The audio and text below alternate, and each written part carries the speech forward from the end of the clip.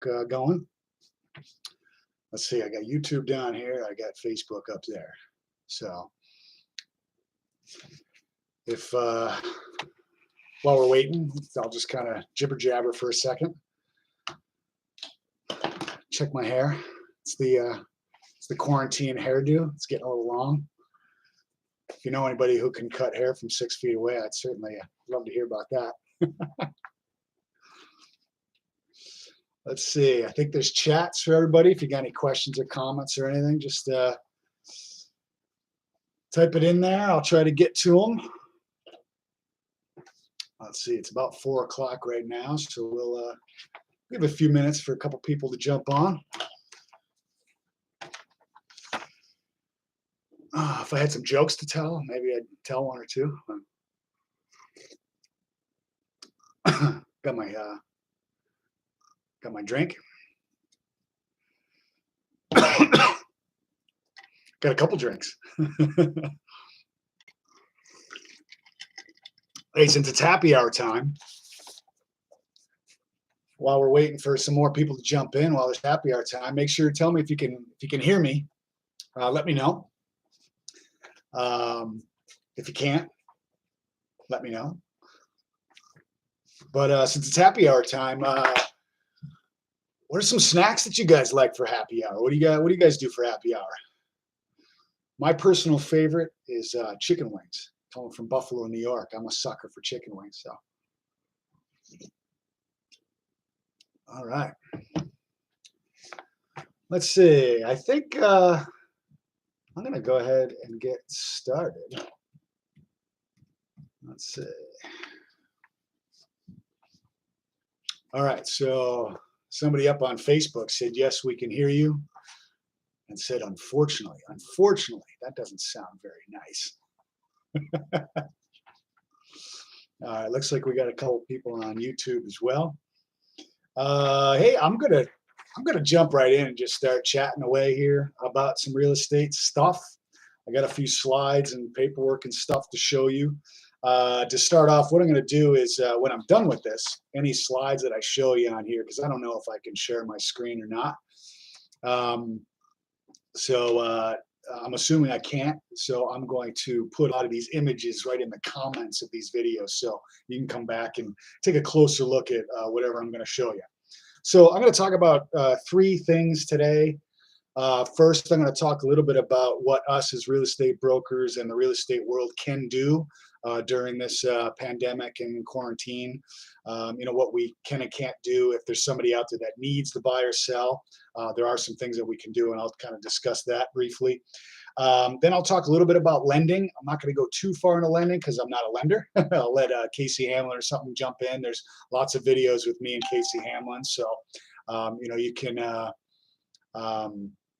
check those out for more details and all that. But I'll touch on a couple things that happened this week, and then lastly, I'll give you a quick market update. What's happening? What people are saying. I try to look at the positive side of everything. But let's see. We said Royal Lunch Bar, good wings. Kevin, nice. I'll have to remember that. I'm always looking for a good wing. Thanks for that, buddy. Let's see. Okay, we'll jump right in. What can we do? What can't we do? So, back when we got into this quarantine, the governor of Maine came out and said,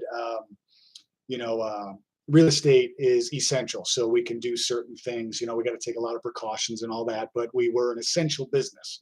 And then we found out that a couple local towns deemed us non-essential. So it was kind of difficult, to navigate what we can and can't do and where we can and can't do it. 2 towns in the greater Portland area, which is where I am, the city of Portland deemed us non-essential, and also Cape Elizabeth deemed us non-essential.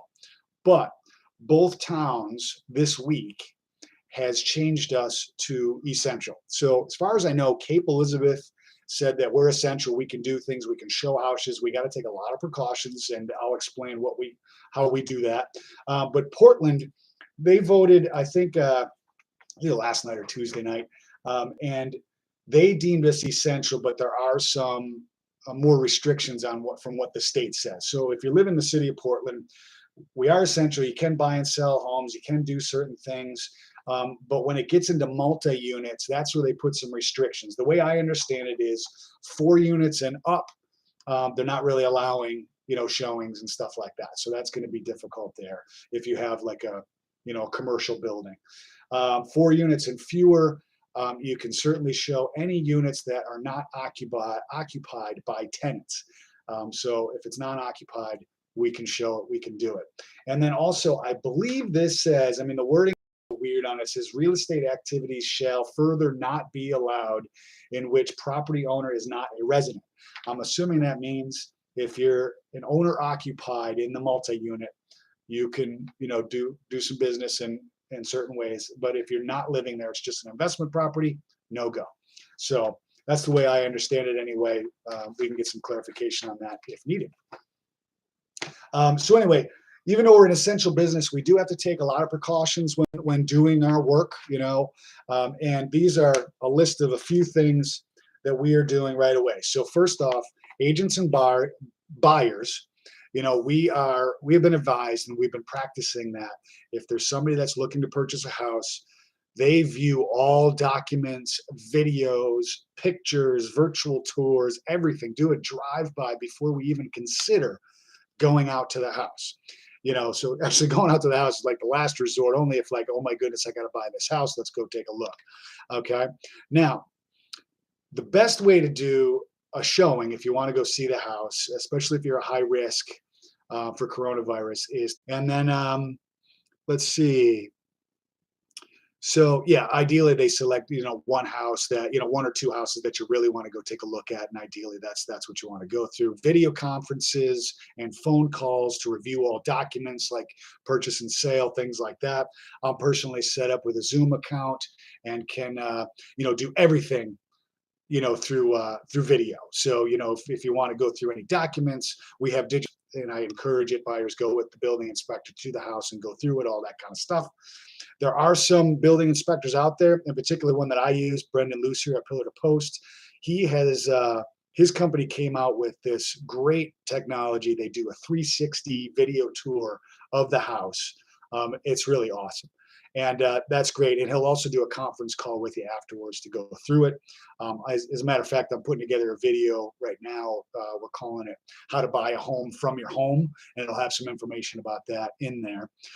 Appraisers, when they go out, they can go out and they got a lot of precautions. They're actually, advising the seller of the property, if it's not vacant, just to make sure to leave all doors open, leave all lights on. So when the appraiser comes in, they can just kind of go through it, not touch anything. Out they go.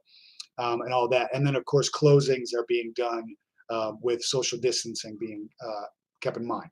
And actually, part of the video that I'm doing, we do talk to Eric Schaefer over at Schaefer Douglas Title Company. So that'll shine a lot of light on that as well. So that's kind of what we can and can't do. One last thing is when you do put an offer in on a property, the Greater Portland Board of Realtors have come up with some great addendums to attach to contracts that references coronavirus. So if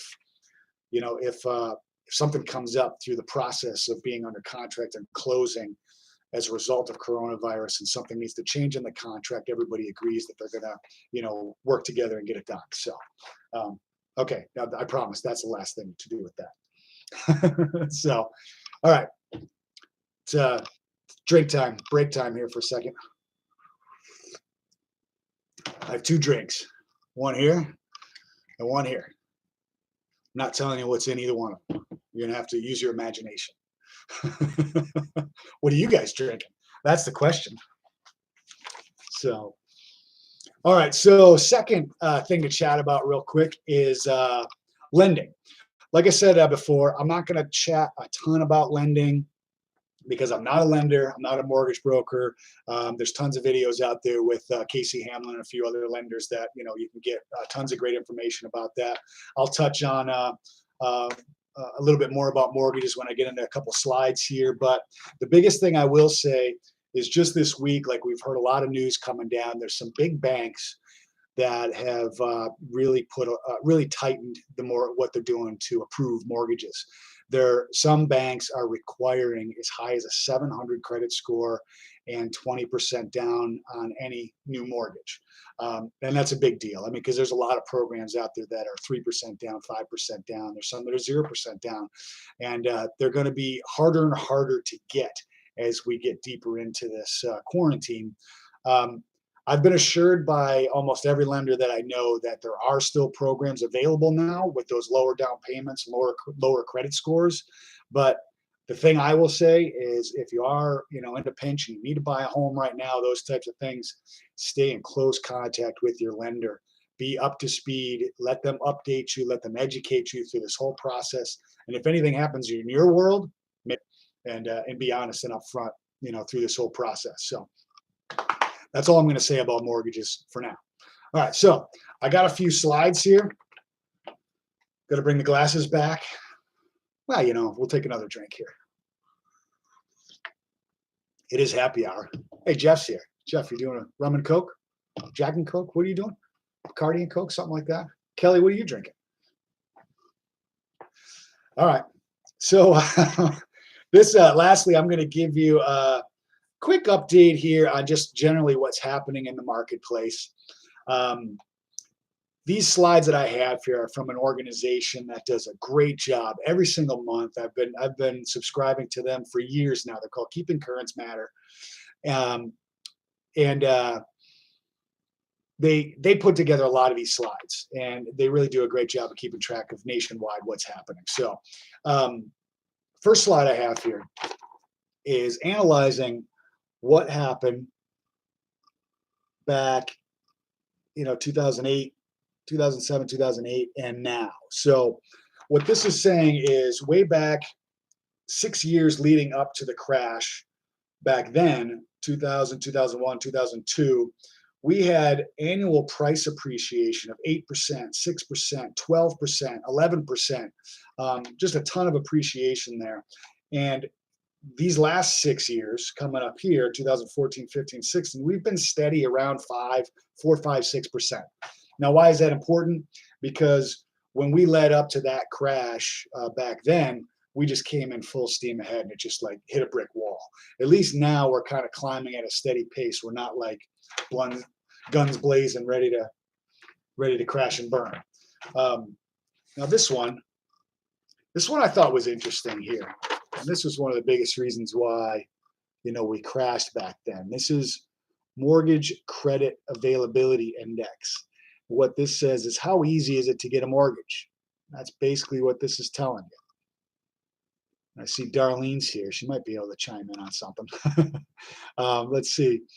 So what this says, back here in, where it spiked way up back in 2006, 7, 8, that's when they were giving mortgages out to everybody. You've probably heard about the no-doc loans. They were just giving it, you walk into a bank, say, hey, I want to buy a house. Boom, you got a house. Hey, are you employed? Yes. Okay, boom, you got a house. So that was part of the problem. But it's gotten more strict, leading into now to get a mortgage. It's a lot more strict than it was then. And because of that, the housing market is in pretty darn good shape rolling into this crisis that we're in now. Now I always got to talk about inventory.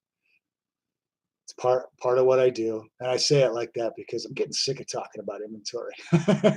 So, months worth of inventory.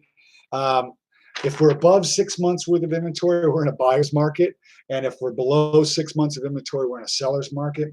We've been in a seller's market and an inventory crisis for a long time now. And right before this crisis that we're in right now, inventory levels were at historic lows. So it's gonna fuel us. It's gonna keep the housing market going through this crisis because of inventory being so low. Now, these last two things I thought were really great, actually. Some equity in people's houses. Total equity cash outs. So you'll see way back, 2005, 6, and 7, people were like using their house as like a piggy bank. Hey, you want a jet ski? Take out a home equity, go get it, And the good thing that we're seeing is nowadays, it's a fraction of that, and people aren't taking out as much equity out of their homes, but yet they have it. But they're not using it, which is smart, which means, we have our public is smarter than it was back then. And let's see, this one, this is great too. We just got tons of equity. There's a lot of houses out there. 30% of all homes are free and clear. That's amazing. They don't know anything about it. And 26% of all homes have at least 50% equity. So there's a lot of people that are sitting good with their houses, which is great news. Again, that's gonna help us all get through this. Make sense? Still with me?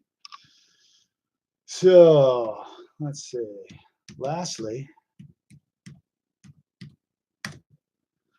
I have to bring up my other computer for this. Drink break. Cheers, everybody. It's Friday. No, wait, it's Thursday. Thursday, Friday, same thing. What does it matter? So one thing I thought I would show you was some local data.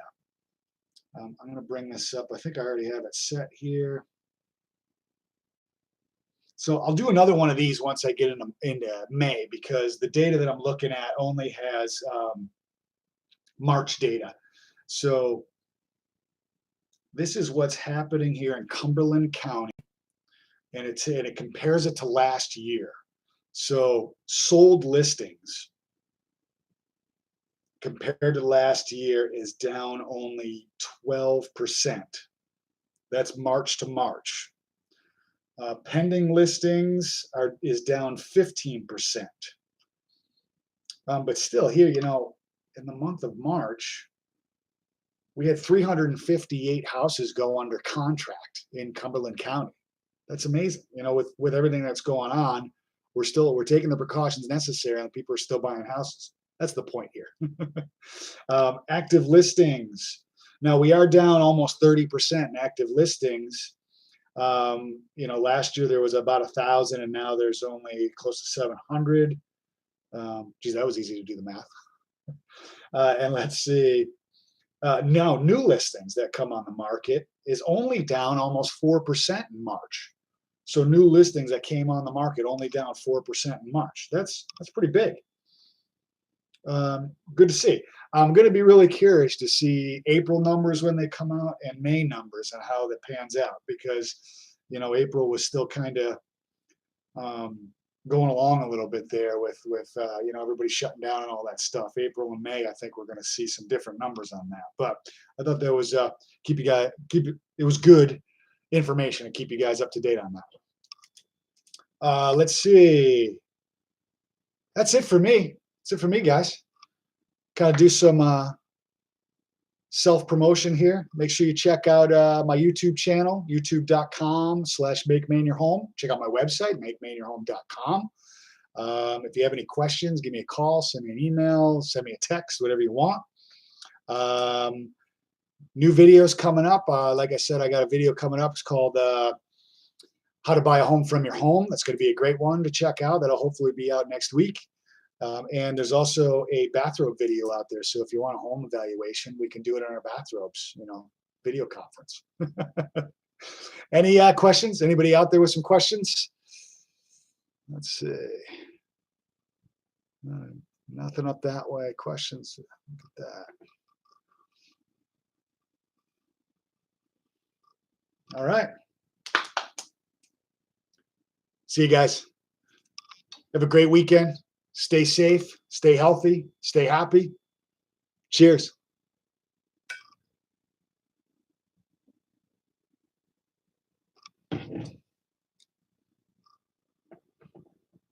YouTube, I set you up first and I'm setting you off last. So cheers to YouTube.